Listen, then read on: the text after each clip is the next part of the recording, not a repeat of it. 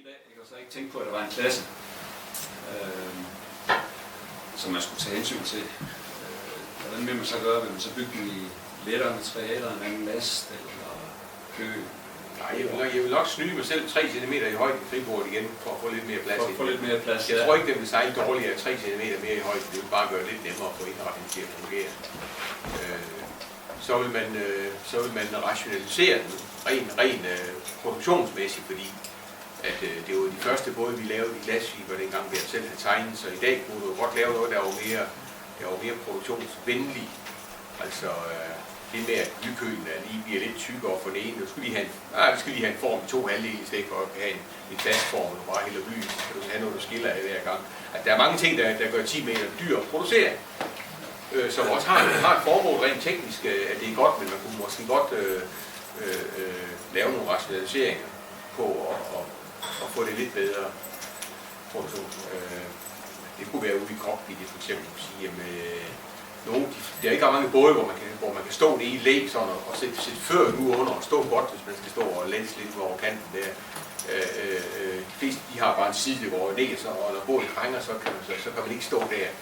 Så det var sådan ting, det kunne jeg godt tænke mig at bibeholde, men de der lige henne i bag agter og sædet også, det fungerer også perfekt, men lige netop de små teaktræs rum derhen og noget andet, det kunne man måske godt lave i glasfiber i stedet for i en del, integrere i noget form og dermed få noget billigere produktion, hvor du stort set beholder funktionaliteten i det, men ikke har helt kompenseret.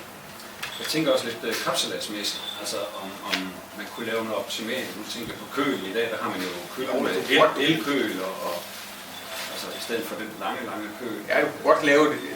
Jamen, du kunne godt lave en anden båd i dag. Ja, men altså, det kunne godt lave en anden båd i dag. Jeg tænker på at beholde fasongen, ikke? Selvfølgelig. Hvis man skal beholde fasongen køl, er jo en stor del af fasongen, ja, også, altså som sådan. Man kunne jo godt gøre det lidt kortere, og så med buld på. Og det er også det, vi gjorde med den der version i Schweiz. Der er også en, der har fået en kortere køl med buld på. Men det vil jo også give et andet mål.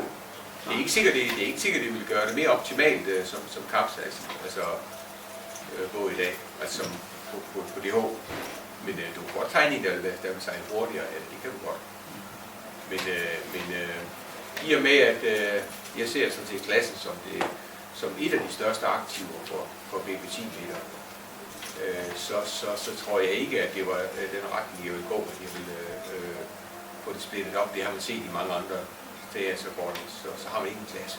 Og få udbredt en ny båd, fordi du bare har lavet nogle optimeringer. Det vil blive 3, 5, et eller andet stykke. Du vil aldrig få bygget en klasse op med 40-50 både igen af den type sportsvognsbåde her. Det tror jeg ikke på. Så jeg tror, at fremtiden for klassen, det vil være at bibeholde BP10-meterens særegenskaber på både godt og ondt. Men prisen er selvfølgelig, der er jo ikke bygget nogen i mange år, og det har noget med at vi lavede dengang, der var produktionslønnen jo ikke en stor del af, der var materialer også en stor del. I dag, der skal du have timelønnen med. Så hvis vi skal kigge på fremtiden, og det skal vi, og vi har da selv igennem de sidste 15 år, mindst eller længere tid, har vi haft planer om at sige, ja, men vi kunne godt gøre det, vi kunne lave nogle ting, så vi har tumlet med de planer længere og sige, hvad kan vi gøre for at lave en båd, der vi producerer en billigere. Og vi kan sige, at i øjeblikket, der forhandler vi med nogen om noget strategisk samarbejde. Og det indebærer også, at 10 meter skal bygges igen. Der snakker vi om at lave nogle af de ting, som vi selv har gået og tænkt på i produktionsændringer. Og vi er kommet så langt, så hvis det bliver noget, vi mangler lige nogle underskrifter og nogle tal og noget, så er det meningen, at Ole og mig, vi skal stadigvæk stå som sælger af de her både og konsulenter. Og så prisen på sådan en båd, der snakker vi om under 600.000 inklusive moms for en båd. I en lidt skrabet version uden sejl. En medrik. Ja, en komplet båd med rig. Ja, sejlfærdig båd med rig. Men uden sejl. Men uden sejl. Og vi kommer så langt, så vi siger, at vi vil gerne i gang med en serie, så 500, var det 525 ton cirka. Det er jo faktisk været en introduktionspris i de første 5.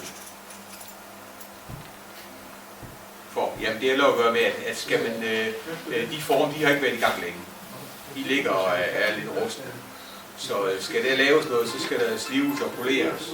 Og samtidig så skal der investeres i nogle nye formdele til noget af de her rationaliserings. Men altså, man kan sige, som klasse, der er det et helt klart mål, at den skal overholde klassens regler. Og i hvert fald i grundtanke, det kan godt ske, at det skal være nogle detaljer, som man skal hen og kigge på. Har det nogen betydning for det her, eller har det ikke? Men som grundtanke skal det være sådan, der skal ikke være sådan, at den ene time er hurtigere end den anden færdig. Det skal ligge helt klart. Det er filosofien, for ellers tror jeg ikke, det har nogen chance. Altså det man i dag kan vælge en BB10 meter, der er 25 år gammel, ja, og komme ud til en kapsejlads med den, hvis man shiner den op. Jamen det er det, der gør, at du kan holde sådan en klasse i gang. Det er det, vi kan se med de andre klasser, hvor de har lavet en speciel måde og åbnet op og ikke har stramme klasseregler. Jamen det går godt til at begynde med, der kommer lige lidt nyt. Vi kan få en ny en af denne hurtigere. Leder det op, jeg køber mig en hurtigere, hvor jeg vinder. Men hvem bliver taber? Det gør alle de andre. Og så falder priserne, og det hele falder på regningen. Og det er slet ikke den vej, vi går. Vi kan se det med drager, vi kan se det med andet. Godt. Dragen har også været igennem en udvikling. Den er jo ikke fuldstændig stationær. Skrovet er det samme. Du kan stadig finde en gammel drage og være med til. Men beslag og udstyr og lidt andet hænge, hvor du kan hænge og lidt alt det. Det er lavet i bund og grund, så holder du fast i det der er essentielt i det her vægt og stivhed og alle de ting der. Vi kan ikke gå ind og lave det her. Nu laver vi bare en i kulfiber, i samme facon med de kulfiber, som stiver. Jamen, så er det sgu ikke det samme. Vel? Vi har i dag sådan, så selv hvis du brækker en mast og sætter en mast på, så kan du bruge din sejl til det. Hvis du ikke har de ting til det, udvikler vi en ny mast og noget andet, så skal der en komplet udvikling af sejl til, så det kan ikke undgå, at du får en A-B-opdeling af det, hvis du laver det, hvis du gør det. Det er vores filosofi, og det er det, vi vil komme til klassen med, når vi har noget, der er helt gennemarbejdet. Så man kan sige, at det alt andet her, det er jo fortid. Det skal også gerne være fremtid i det. Og jeg kunne da godt høre, tænke mig at høre, om der er nogen, folk siger, ja, men der skal være en motor i en båd i dag, eller et eller andet der. Skal der være en motor? Skal der være en indbrudt motor i 10 meter, for at man vil have 10 meter i dag, eller hvad? Nej. Det skal der ikke. Der er nogen, der godt vil have sådan en i dag, uden en indbrudt motor i. Jeg går og tøver på, at kunne lave noget med en let version med en elmotor eller et eller andet, som ikke... Jeg har en elmotor. Som ikke vejer ret meget, og som ikke, hvor man kunne enten kan bruge brøndsystemet, som man stadig ikke kunne bruge proppen, så sætter vi en elmotor her i og pille den ud. Ja. Fordi at jeg vil sige, den anden, den oser og sviner, men fordelen ved benziner, det er selvfølgelig, at man kan køre lige så længe man vil med. Bare man heller har lidt benzin ekstra med. Man skal have en elmotor, man kan fjerne. Hvad? Ja, man skal have en elmotor, man kan fjerne. En elmotor, man kunne fjerne. Ja. Eller eventuelt have så lille drev dernede, så man kunne acceptere, at der sagde en super lille skrueaksel ud, så man kunne acceptere at sejle med til normal brug. Og så, altså et eller andet. Altså, vi var jo de der 4 måneder nede i Middelhavet med etteren der. Ja. Og der havde vi også elmotor med. Ja. Og det var alt rigeligt. Vi havde benzinmotor med, det brugte vi kun igennem Korinterkanalen. Etteren, den har jeg udsat elmotor med en gang, sammen med Peter. Ja. Der lavede vi en elmotor en gang der i Brønden, og satte i derhenover. Jeg kan huske, vi fik jo spark i røven, som er en 15 hestes motor derhenover, når vi skulle i havn. Sagde det bare ud over, ikke? Og det var kanon godt. Ja. Altså, kunne man så ellers lave, så man lige kunne lunde, kan man sige, det skulle være sjovt, hvis man kunne i stille vejr klare en 25 søbil i Lundeshavn hjem, hvis det er helt galt. Altså. Det kunne vi det kan man sikkert også i dag. Det kan vi så. Ja. Så i dag med nye solceller også, så man altså i forhold til at knalde en dieselmotor i, så vil jeg godt hellere gå efter det andet, for også fordi at så er de mere ens til alle de andre både, der er herhjemme. Jens Peter, han gør jo så det der. Stadigvæk. Hvad? Ja, med elmotoren der. Ja. Han har købt et motorfabrikant i England, og han har firma nede i Schweiz, der laver el-go-kart og elbiler og alt muligt. Ja, det var derfor, vi fik en motor engang. Ja. Og vi skal lige holde fat i det. Ja. Jeg siger til, at man skal ringe. Hvad? Jeg siger til, at man skal ringe. Ja, det bliver vi nødt til. Det bliver vi nødt til, at vi kan lave bedre end... For det findes jo også noget på markedet i dag, man kan. Ja. Hvad skal man ellers lave på en 10 meter? Hvad er det vigtigste for jer ved 10 meter for at I har sådan en dag? Hvad er det? Så jeg har monteret sådan en køleskuffe, udtræksskuffe.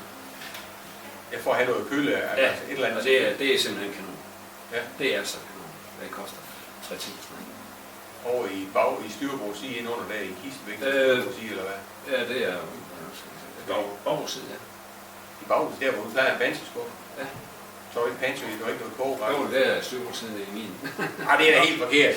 Sådan er det bare. Det kan da ikke klasse så for helvede. Jeg har en lille standardbåd, og der er lavet sådan en italiensk køkkenboks, som passer lige nøjagtigt ind. Okay. Og den kører med sådan en vandforskompressor, Ja. så den er meget... Så jeg kan høre det.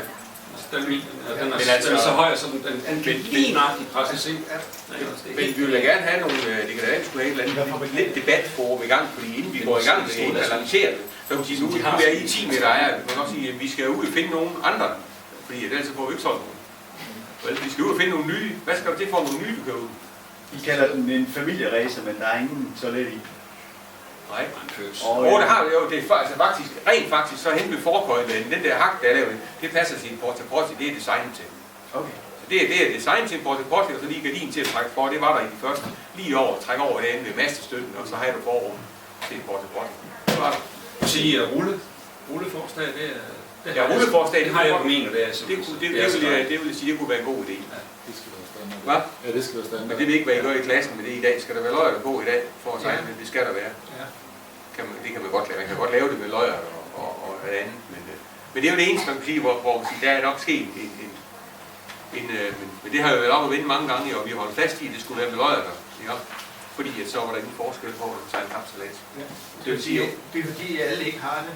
Ja. Så blev vi enige om, at hvis vi laver det med løjer, så har man ikke forfordeling. nej. Men løjer, der skal det være de her mæskeløjer, der kunne lave godt, men der var sådan en bånd rundt om den der sådan tryklås. Det må man gerne. Det må man gerne. Tryklås, ja. Det er bare det, at det er bare... Hvad? Jeg kan ikke huske, hvad der står. Nej, hvis det er det, så er det lidt nemmere at rulle, hvis det er de der, fordi sådan en mæskeløjer, der lige står og rulle ind i sejl, det er ikke lige smart. Det ses ikke. Det ses ikke. Så det er ikke noget problem at lave med rullefug, og så det der system. Så de der baler, der dem skal skifte, så de der rigtige elstrøm i, som vi har gjort. Den rigtige elstrøm, Ja. den lidt så bare ikke. Suger ikke. Ja, det gør den. Det vil jeg hellere gerne, fordi den har vi hjemme på lager i går. Ja, De andre den smager ikke. er bedst, når der kommer sang i, så Ja. fylder den jo bare op. Ja. Det er bare det at hånden ud, så... Ja. Ja, det er bare... Ja. Altså, vi har fået den ud, og det andet, det fungerer sgu fint. Okay. Ja, det er jo selv, om vi siger det. Hvad så indretningsvendt? Hvor meget skal der være inde i? Skal der være et forkøjen derude? Hvis nu tog forkøjen, den er lavet i krydsfiner i dag. Hvis nu sagde det der luksektion, der til forrest i glasfiber, så bare lave et forkøjen plan i glasfiber derude, i stedet for det træ derude, så stadigvæk skal man komme ned under. Og så kunne man sige, det forreste skål ude ved ankerbrøden, det kunne man så stykke med i indersektion, så det er jo et plan glasfiber, som har samme vægt som det andet derude.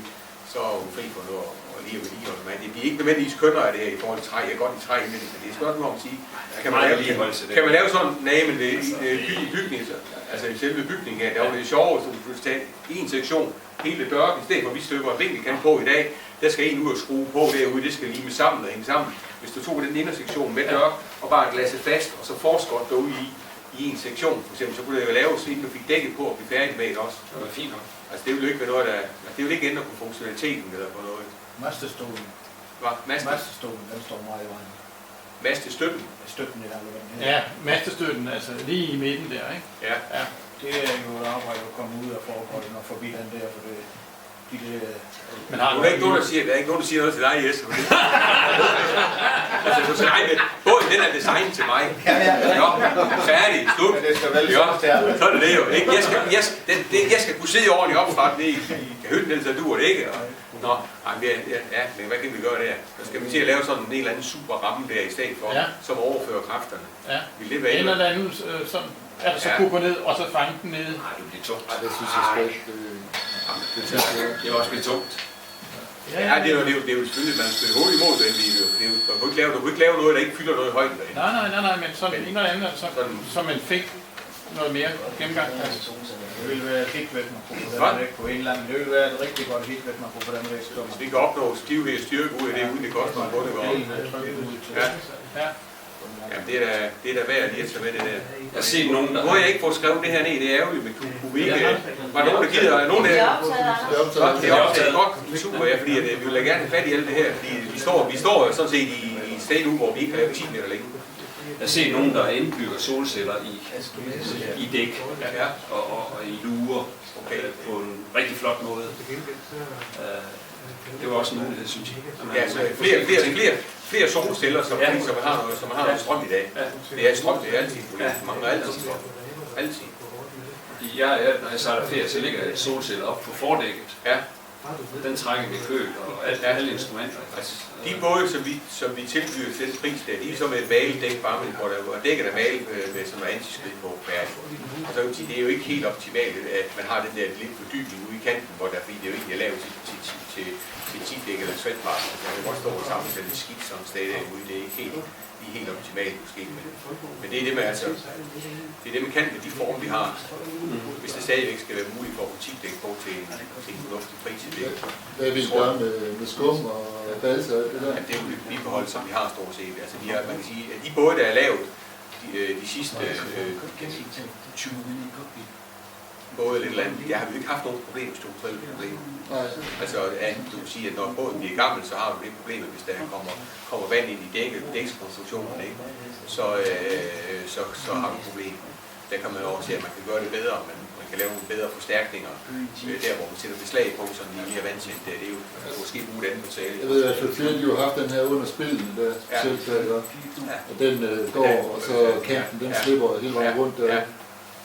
Det er spørgsmål, man skal overveje at bruge noget andet end balse der, fordi at hvis de kommer, det er jo i hvert fald som Geno er der bliver hævet hjem i lidt for hård vejr der, ikke?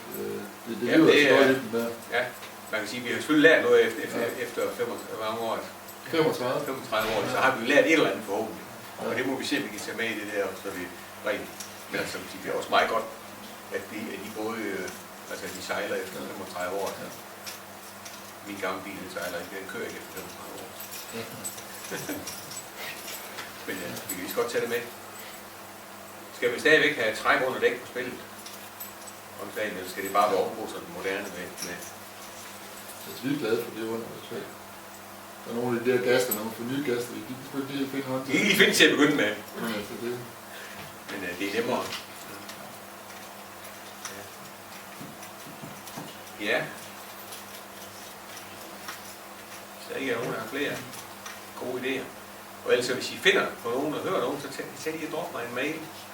Ja, sådan set, fordi det er inden for det næste halvårs tid, at det skal slæves i gang. Det bliver ikke lige her i foråret, men det skulle gerne blive i løbet af sommer og efterår, at vi får samlet så meget, at vi kan få bygget de første. Jeg skal også til udlandet og se, om jeg kan finde nogle af de kunder derude til. Altså, fordi 5, vi er jo helst ikke i gang før 5. Det er...